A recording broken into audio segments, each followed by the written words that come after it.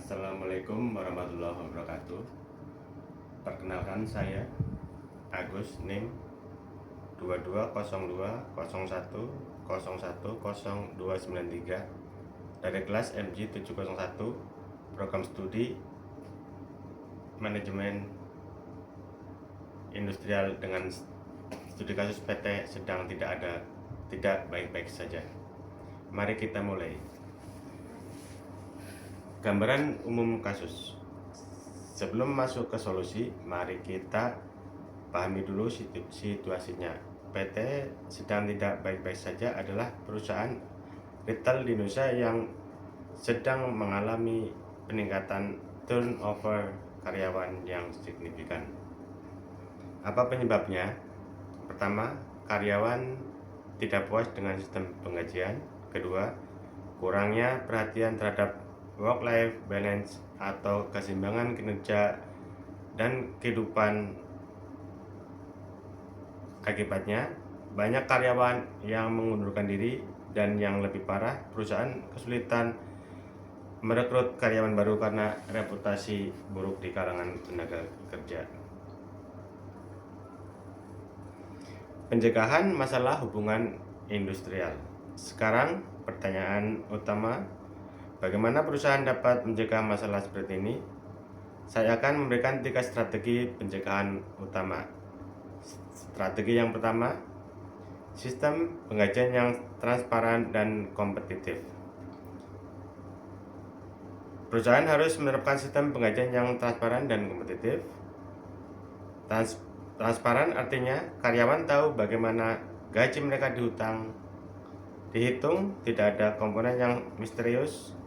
Kompetitif artinya gaji setara atau lebih baik dari perusahaan retail sejenis. Praktek terbaik, lakukan survei gaji tahunan dan sesuaikan dengan standar industri. Jangan sampai karyawan pindah ke kompetitor hanya karena selisih 200.000 saja. Strategi yang kedua, kebijakan work-life balance yang jelas. Perusahaan retail seringkali menuntut karyawan bekerja shift panjang termasuk akhir pekan dan hari libur. Solusinya, buat kebijakan work-life balance yang jelas, misalnya maksimal 40 jam kerja per minggu, hari libur yang terjadwal adil, opsi kerja paruh waktu untuk karyawan yang sedang kuliah atau mengurus keluarga, cuti ayah atau melahirkan yang memadai. Strategi yang ketiga, membangun komunikasi 2 arah. Masalah sering muncul karena kebutuhan karyawan tidak tersampaikan ke manajemen. Perusahaan perlu menyediakan saluran pengaduan anonim atau kotak saran online, forum rutin antara manajemen dan perwakilan karyawan setiap bulan, survei kepuasan karyawan minimal 3 bulan sekali. Peran serikat pekerja dan manajemen. Selanjutnya, mari kita bahas peran serikat pekerja dan manajemen dalam menciptakan lingkungan kerja yang kondusif. Peran serikat kerja atau union.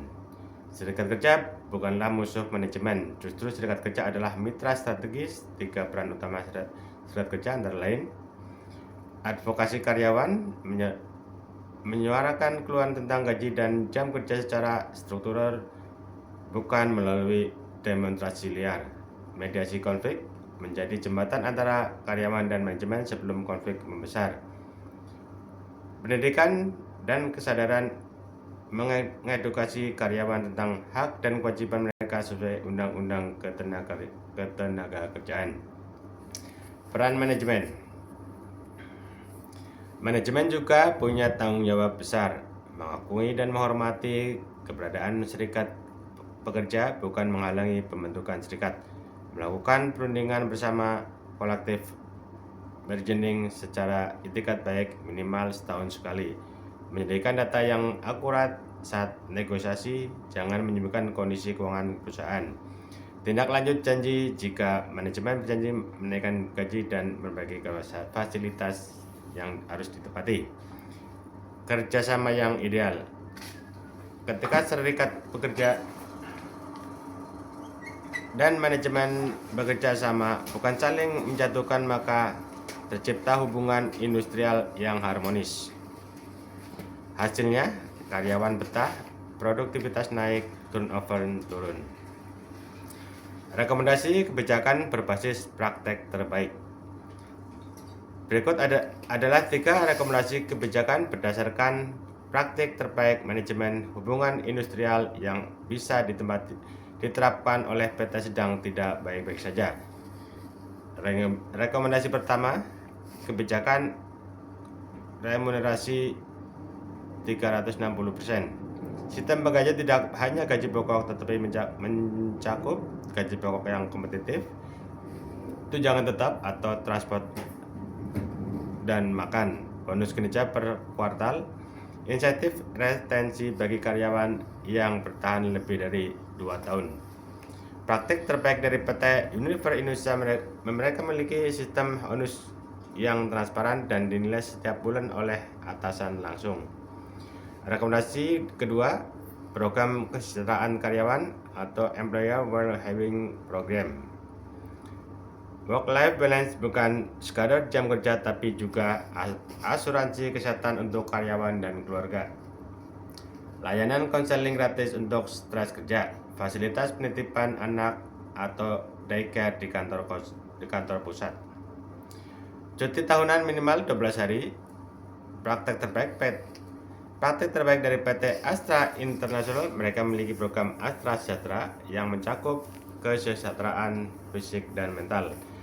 Rekomendasi ketiga, perjanjian kerja bersama atau PKB yang hidup. Banyak perusahaan membuat PKB yang hanya sekali tidak pernah disentuh lagi. Praktek terbaik PKB direvisi dan dinegosiasikan ulang setiap tahun, bukan hanya saat demo karyawan. Isi PKB harus mencakup mekanisme kenaikan gaji tahunan, jam kerja dan lembur, prosedur penyelesaian, hak cuti dan fasilitas. Kesimpulan dan penutup. Ringkasan dari presentasi saya, masalah turnover tinggi karena gaji tidak kompetitif dengan solusi sistem penggajian transparan dan kompetitif. Work-life balance buruk, solusinya kebijakan jam kerja fleksibel dan cuti memadai. Tidak ada saluran komunikasi dengan solusi forum rutin dan saluran pengaduan anonim. Serikat pekerja diabaikan, solusinya perundingan bersama itikat baik. Kebijakan ketinggalan zaman dengan solusi PKB revisi tahunan. Dengan menerapkan ketiga rekomendasi ini, kami memperkirakan tingkat turnover dapat turun dari 35% menjadi 50% dalam 12 bulan dan biaya rekrutmen berkurang hingga 40%.